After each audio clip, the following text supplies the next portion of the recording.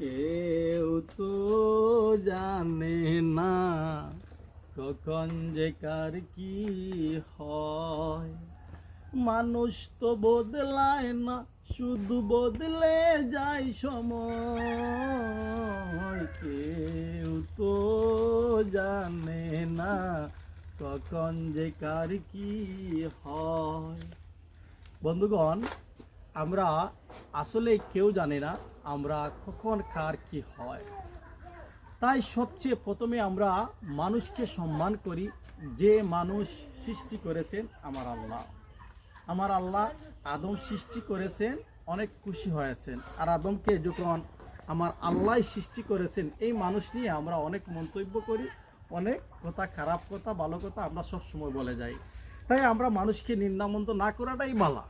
আপনারা আপনাদের চোখের সামনে দেখতে পাচ্ছেন, এই যে আমাদের বাংলাদেশের সরকার এত ক্ষমতাশীল একজন সরকার। আজকে যে সরকার এই কিছুদিন আগে অনেক ক্ষমতা ছিল, আজকে এই সরকারেরও ফাঁসির রায় হয়েছে। তা আমরা কেউ বলতে পারি না কখন কার কি হবে বা কোন মানুষ কিভাবে পরিবর্তন হবে এটা একমাত্র আমার আল্লাহ জানেন। তার জন্য আমরা সবাই, আমরা মানুষের পাশে থাকি, আমরা একে অন্যকে বন্ধু হিসাবে দেখি। ধন্যবাদ সবাইকে।